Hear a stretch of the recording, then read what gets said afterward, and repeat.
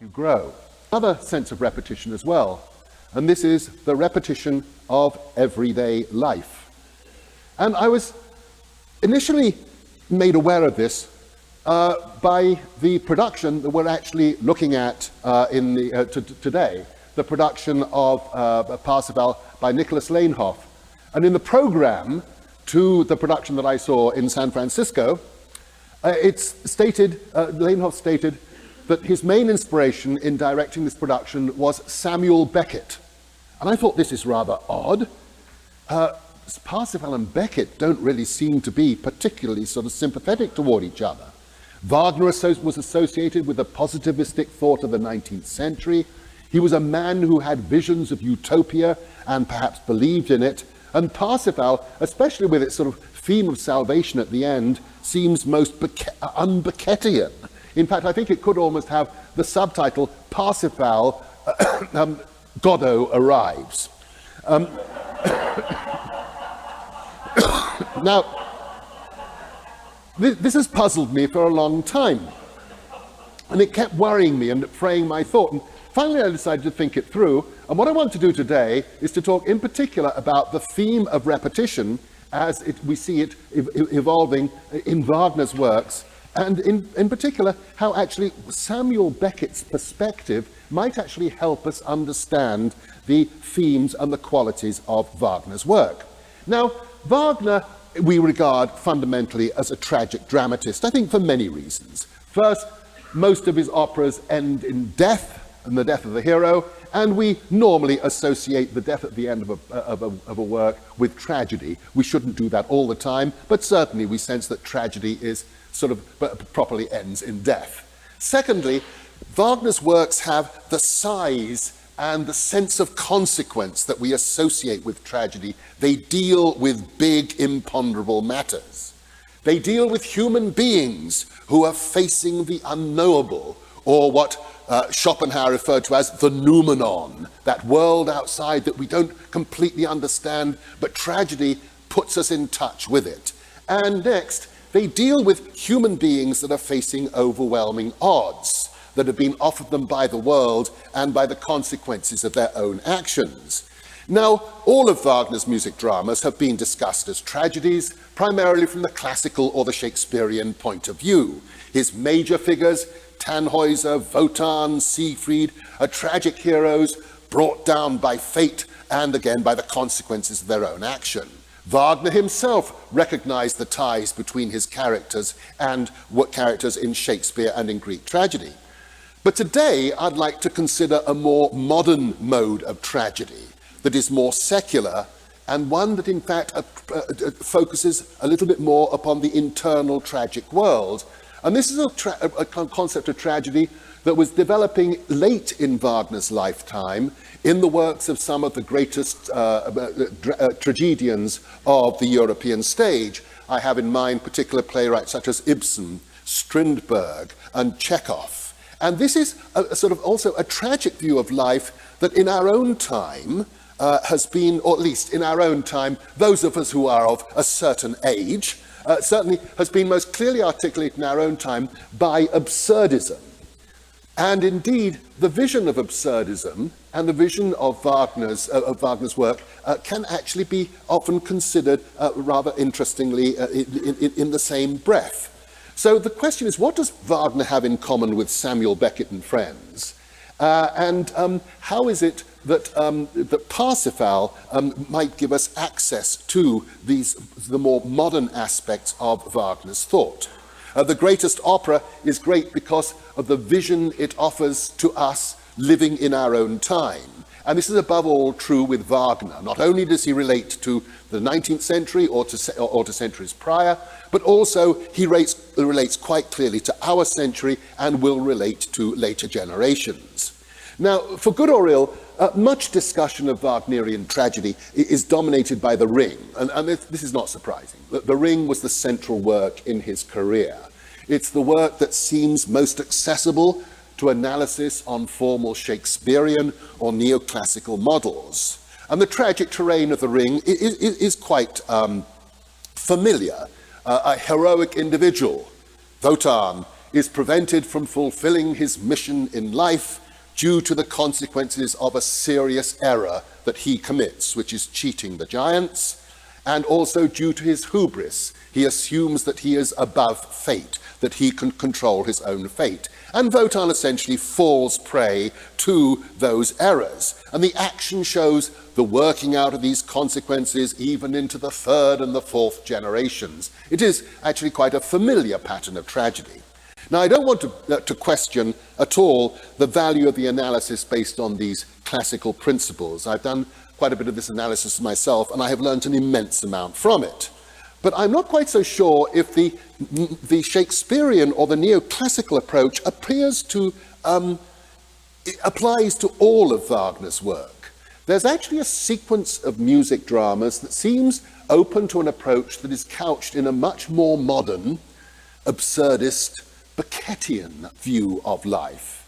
And there are three operas, and these three operas are the ones that we tend to look at as being most experimental in Wagner's output. And this is Der Fliegende Holländer, Tristan and Isolde, and then Parsifal. Now, essential to the absurdist point of view, and essential to most modern tragedy in the European and the American theatre over the last 100 years at least, is the torment of repetition. Life is a process of repetition, of events from the past in our own lives reoccurring. And indeed, some people will say events from previous lives are reoccurring, and we seem constantly to be held back by this constant repetition within our lives. Repetition becomes a torment. It's as if we're trapped in childhood, or we're trapped in an earlier existence. If we suffer too much from repetition in our lives, we get no sense of growth. Growth will only happen, we tell ourselves, if we escape from this prison of repetition. This was one of the favorite themes of Friedrich Nietzsche. And it's a major theme of much avant-garde drama from Ibsen and Strindberg through to Samuel Beckett, another playwright, an American playwright who was constantly obsessed with this theme was Eugene O'Neill. This idea that we can never really escape from what we were when we were originally born. Interestingly, this theme of sort of repetition that sort of ties us back to our past came to the fore as tragedy came to focus more and more on the inner psychology of characters, and as the ideas of Sigmund Freud gradually came to the fore. It was due to Freud that we became aware of the importance of childhood in our lives, how patterns that have been set up in our childhood can determine our adult lives. And a mature life could be regarded as a process of escaping from childhood. If we do not escape from childhood, maybe we are just condemned to live that childhood over and over again.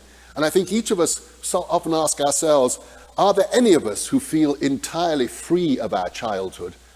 I certainly know I don't think I'm entirely free of my childhood, and I constantly find myself sort of being dragged back to experiences that happened 50, even 70 years ago.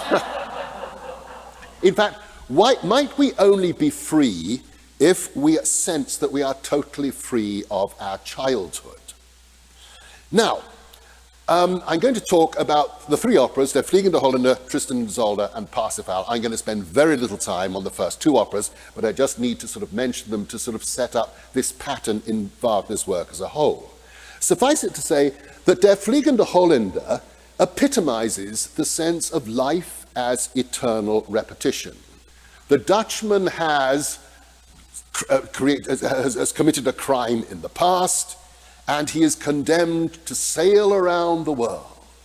And every 7 years he can come on shore, and if he finds someone who will be faithful to a woman who will be faithful to him until death, then he will be released from this pattern of eternal repetition. And he finds center. And we're not quite sure what faithful until death actually means. Does it mean dying with him, or does it mean dying for him?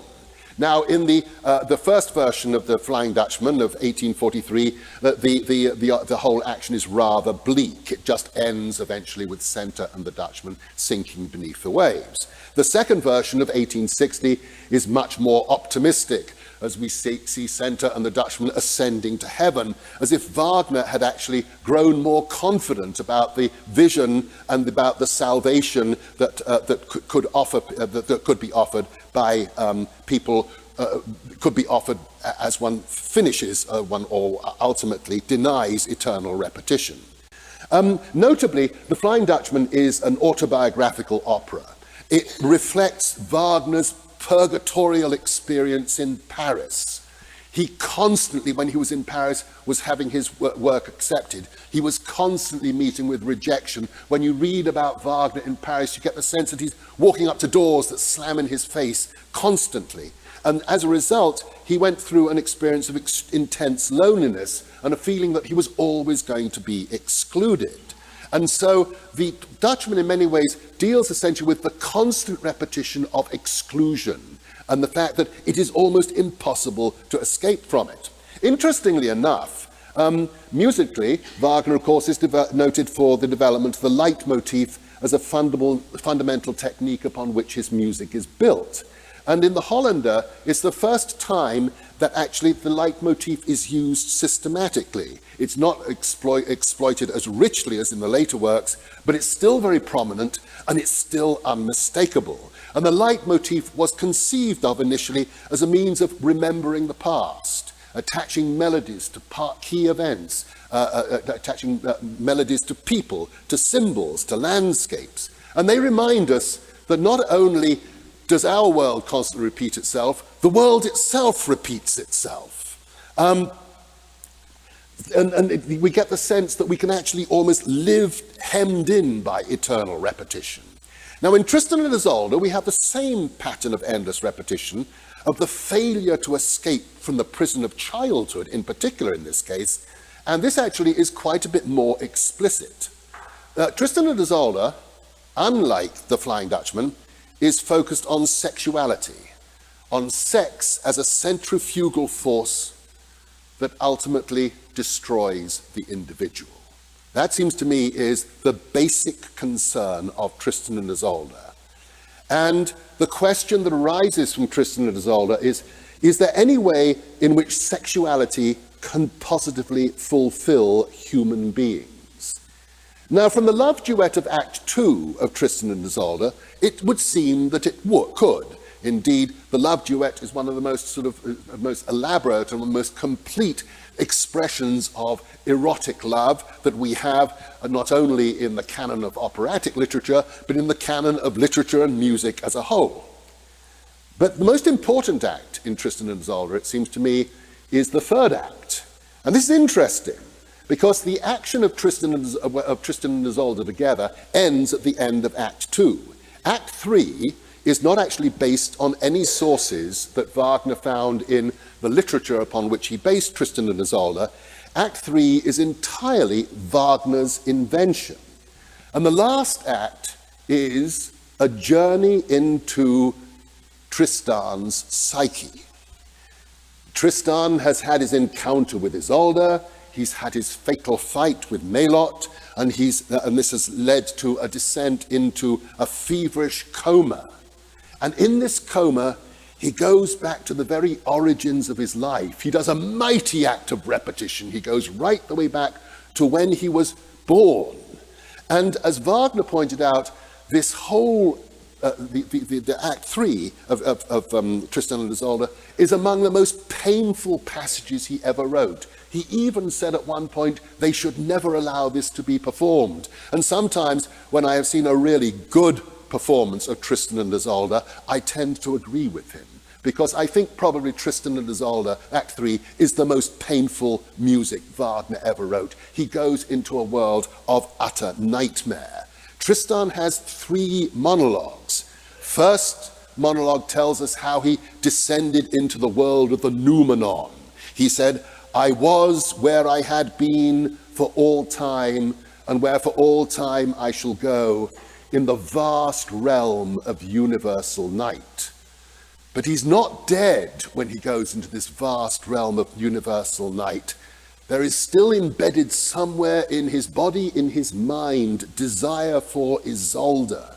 And so this drives him out of the universal night, back to the surface of the world, to light, which is a cause of extraordinary torment for him.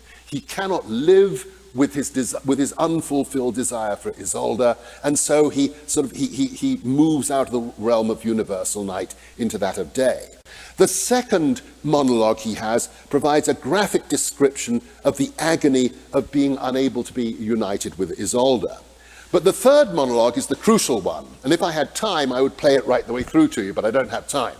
But anyway, the monologue begins with Tristan hearing that weird snake-like melody of the cor anglais. It's sinuous, it's repetitive. It is never quite the same. I understand actually it never repeats itself. Even though it sounds the same, there's always a little bit of a difference here and there. It's deadly. It's disturbing. For me, it certainly sort of suggests a snake, that there's poison somehow within that cor anglais. And this melody becomes associated in his mind specifically with his father, who died after his conception, and with his mother, who died after giving birth to him. He actually says, "Must I understand you thus, you ancient solemn tune with your plaintive tones? Through the evening air it came, fearfully as once it brought news to the child of his father's death. Through the grey light of morning, ever more fearful, as the son became aware of his mother's lot. And as he begat me and died, so dying she bore me. That ancient tune of anxious yearning sounded its lament to them too, asking me then and asking me now, to what fate was I then born? For what fate, the ancient tune tells me once more, to yearn and to die." So essentially that tune is almost sort of a longing for death, and it's tied right the way to the moment of birth, because his father and his mother also were actually sort of, we get the right idea, were plagued and haunted by this melody. His parents were haunted by death, and he seems to be living a life that's constantly haunted by death. And the way out of this dilemma, of course, is new life, new love, Isolde. And we normally regard new life and new love as being a world that leads us away from our parents, a world that leads us out into a world of achievement. But as the monologue progresses, and this is beyond where I just quoted, as the monologue progresses, Tristan's parents and Isolde become elided in his mind. Sex with Isolde is experienced as a wound, reopening old agonies. The draught that he drank with her, this poison becomes associated in his mind with the agony and the desire that brought his parents together.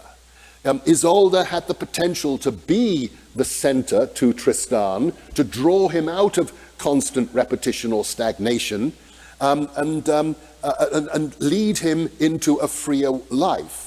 But in actuality, Isolde did no such thing. She drove him back to his parents, so he feels his agony most acutely. And you get a sense that there's no salvation possible in the world, which is maybe the moment Tristan encounters Isolde once again toward the end of Act 3, he dies. Because it is just not possible for him to achieve a relationship with her which is going to sort of carry him forward into a new world. It just takes him back again to the world of death, which is also associated with his birth. The sequel to this scene, the salvation from the curse of sexuality, I think actually was written in Tristan and Isolde. Was written in Parsifal. And it is, of course, the famous Parsifal Kundry scene. But before we look in that in detail, let me just sort of step back now and look at the whole action of Parsifal.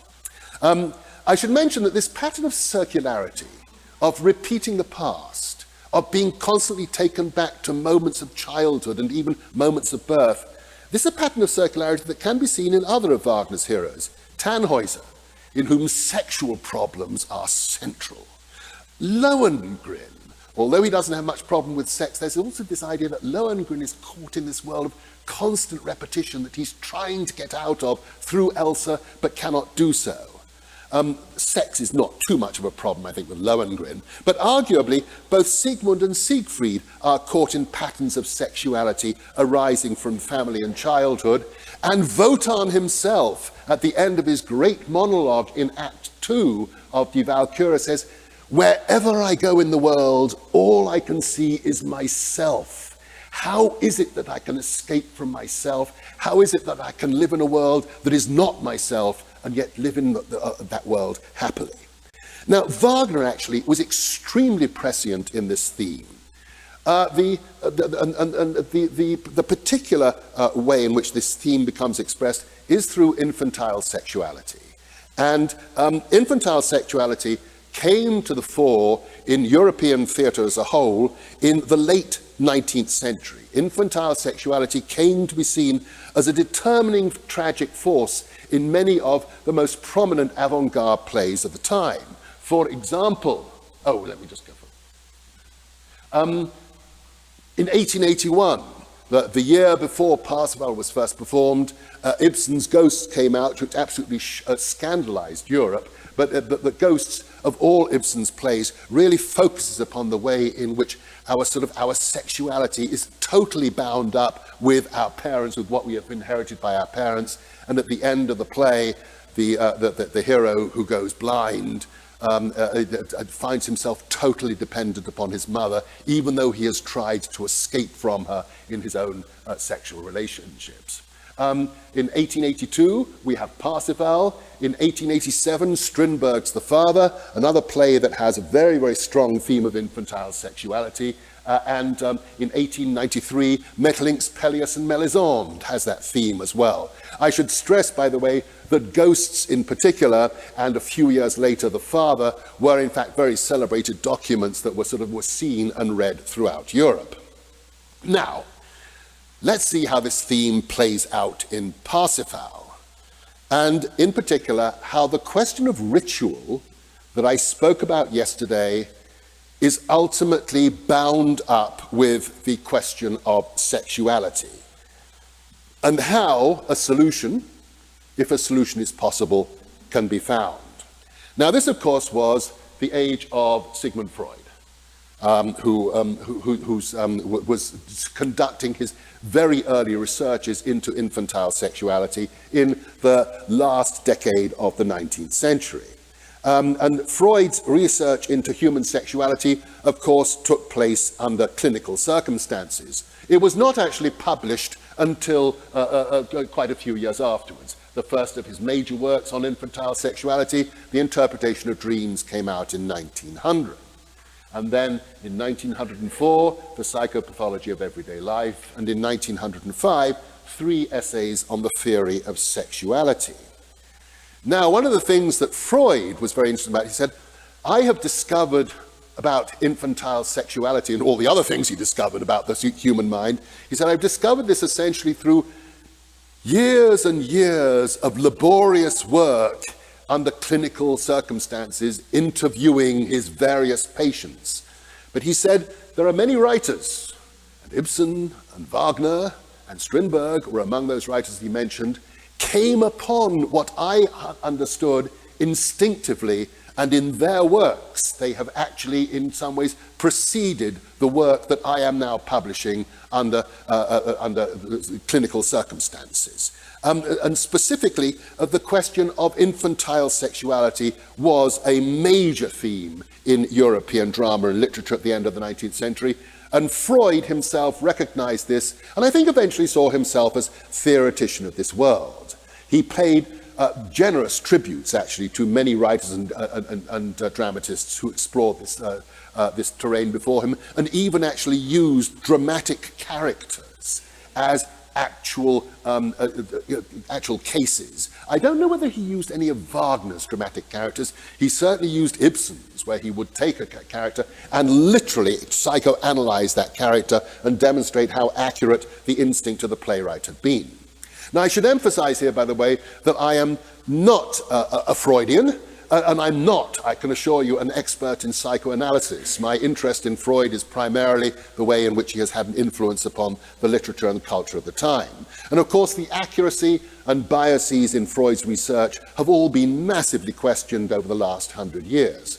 However, his work was significant historically as it revealed dynamic forces in the psyche that had previously been intuited more than understood. Now, of all Wagner's works, Parsifal was actually closest in form and in content to the avant-garde drama that was just beginning to be written as Wagner was finishing his career. In fact, we might almost say that he was the progenitor of the modern experimental theatre. If I ever have to teach another course in modern theatre, focusing on experiments, I have normally sort of, followed sort of the canon that sort of sees a few select playwrights as as bringing modernity onto the stage, and eventually sort of looking at Stanislavski and all the sort of the various experimental people of the late 19th, early 20th theatre as being the progenitors of the experimental theatre. I think if I had to do it again, I would go back and I'd start with Parsifal. But anyway, the Parsifal in many ways is similar, or has a lot in common with modern experimental theatre, and is similar to many of that theatre's key works, the works of Ibsen, Strindberg, Maeterlinck, and others, all of which came very soon after the first performance of Parsifal in 1882.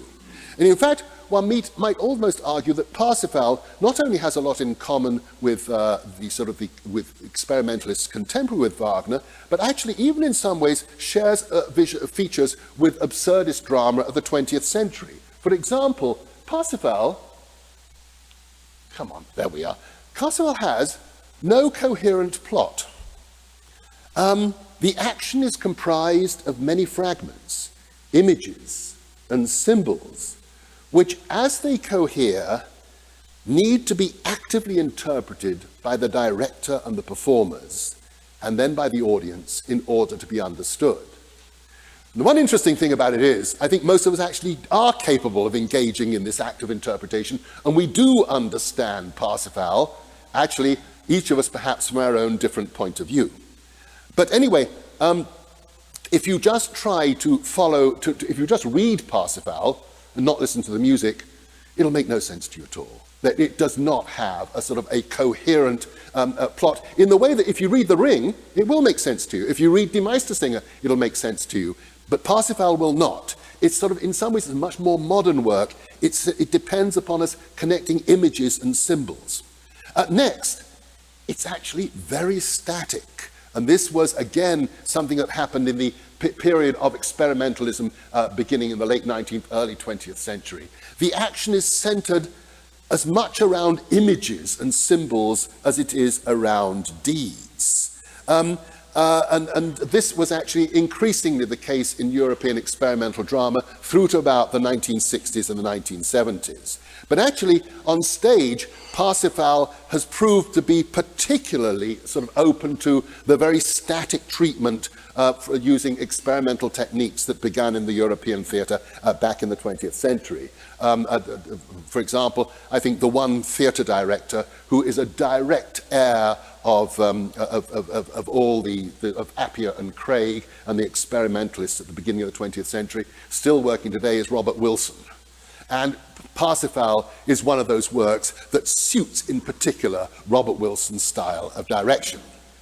But one other way in which Parsifal is, in fact, very much part of modern theatre, it sees the world as a deeply troubled place. But it does not present this trouble as being inevitable. Is a solution possible? Is it possible, in fact, ultimately, that tragedy is denied in Parsifal? And this is particularly interesting because the denial of tragedy is a very important part of our modern theatre that tends not to be as fatalistic as theatre of the earlier generations was. So now to What is it that troubles the world in Parsifal? Well, Parsifal is Wagner's least specific opera.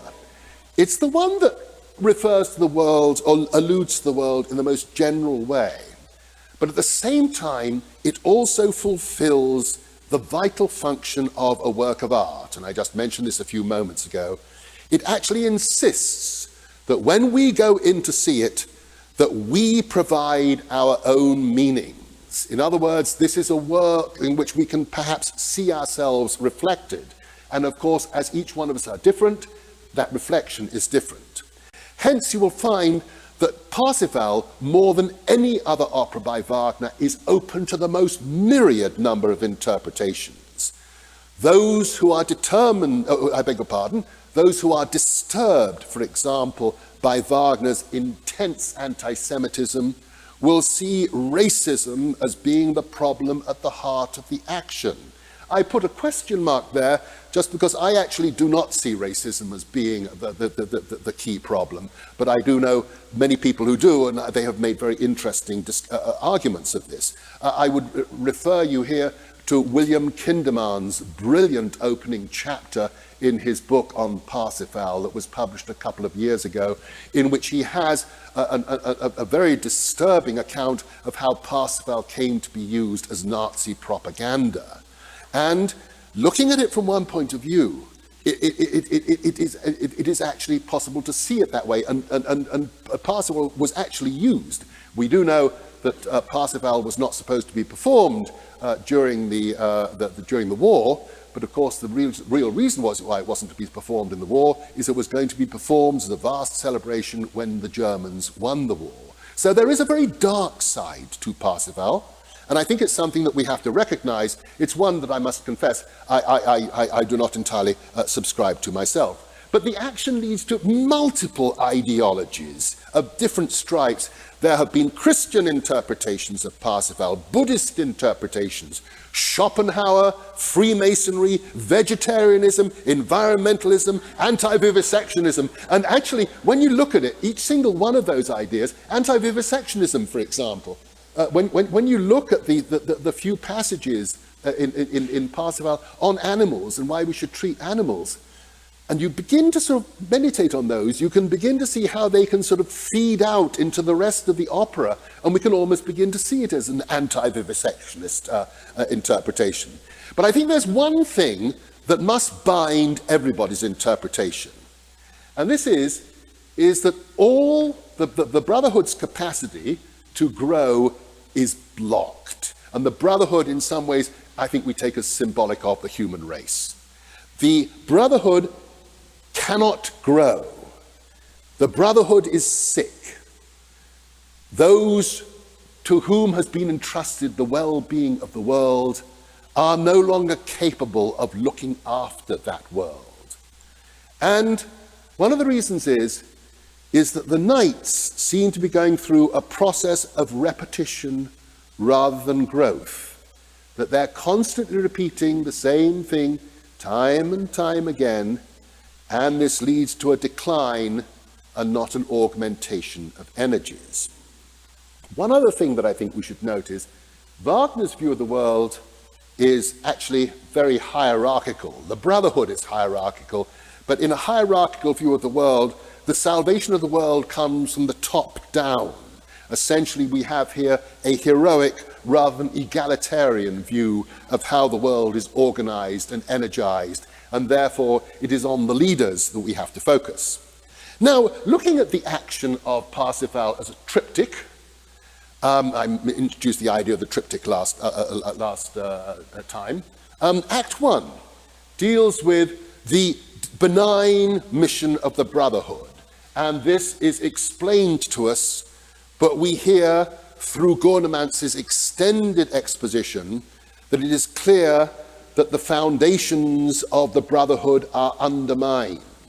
The knights are not capable of living up to the mission that has been imposed upon them. The knights and the squires are querulous.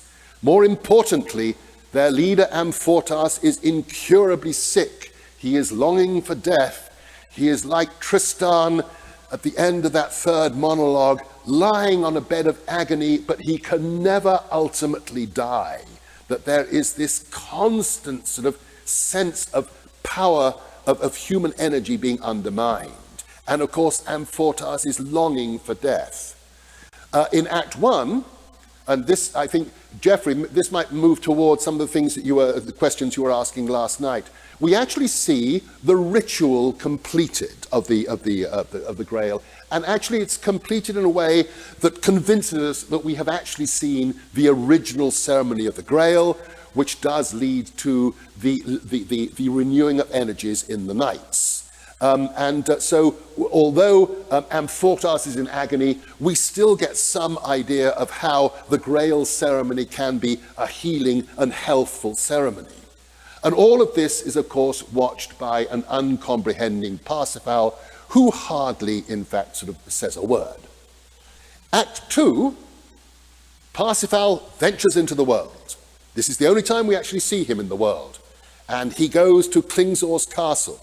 Here he meets the flower maidens, extraordinarily attractive young ladies, and he meets Kundry. And Kundry attempts to seduce him, but she fails to do so. And from this single experience, he learns what is wrong with the Brotherhood. And he learns it in a sudden, instant flash. I'll be playing that scene a little bit later. And he then, after he's learnt what is wrong with the Brotherhood, he destroys Klingsor's castle and begins a long journey back to the Brotherhood. Act 3, Parsifal returns to the Brotherhood. How long this is after Act 2, we don't know. It could, I suppose, be a few seconds. It could be 50 years. In other words, I think actually I prefer the idea of it being 50 years, that he's gone through a sort of a whole lifetime of suffering. But we only actually hear or see one instance of this. But anyway, in Act 3, he receives the Holy Sacrament. He enters the castle. He restores the Brotherhood to health and wholeness. And this restoration has been caused, we assume, by the events that we saw in Act 2. Because as this is a drama, we essentially have to only take into consideration the material that we see presented on the stage. The only thing we have seen presented on the stage is his denial of Kundry. And so the denial of Kundry seems to be the grounds upon which ultimately he brings salvation to the Knights. And as he comes in and he has the spear with him, this suggests that the troubles of the world have been neutralized by Parsifal's act. And through this act, he has brought salvation to the world. Well, now, I'm now going to go through a more detailed reading of the opera from one point of view. As I say, we each bring our own reading to Parsifal, and mine is based primarily upon the issue that it is about human sexuality. First, because I read sex all over Parsifal, at least over the first 2 acts of Parsifal. The third act is different and interesting. Secondly, the discovery of human sexuality as a profoundly problematical aspect of being human was really coming to the fore in the European culture of the late 19th century. And thirdly, Wagner had very presciently explored themes of human sexuality since the 1840s. Tannhäuser, I think, is a very unusual work because it was actually the first work in opera to actually explore sexuality as a force that is both extraordinarily attractive but also extraordinarily destructive. And I think one of the reasons why Tannhäuser took quite a bit of time to be understood, in contrast to Lohengrin, which was appreciated right away, was actually people were unfamiliar with treating these deep psychological and physical themes on the operatic stage. But what I want to do now is to trace the development of sexuality through the action of Parsifal and then link it to the question of ritual. Now, Act 1. From the very start, there is clearly a sexual dimension to the foundation of the brotherhood. And this is embodied initially in a strange, seemingly gratuitous incident with the squires early on in the play. After Amfortas appears and he expresses his pain, we become aware that this man is in absolute agony and is just filled with longing to death. He goes on the way to the lake to bathe his unhealing wound. And after he leaves, the squires turn on Kundry and they start attacking her. Now you say, well, why attack her? After all, she's just brought balsam. She has just brought the medicine that is there to cure, or is intended to cure the wound. But they attack her. And they attack her with considerable vehemence. And there's a very strong contrast here between the serenity of nature and the vehemence of the squires. The knights can see no virtue in her. They avoid her. They insult her. Just like all of us did when we were boys. Oh, girls, yuck. And that is, so there is that sense. When you are very young, your first encounter of sexual difference is often, no, I don't want anything to do with it. I challenge a single man in the room here to say that they have not felt those feelings. But interestingly enough, they are exactly the same sort of feelings that the squires express towards Kundry, as if they're young boys pushing off somebody because she is different. From the very beginning, one gets the idea that they are afraid of sex. And actually, one of the things about the Leenhoff production was quite interesting. He gets this very well.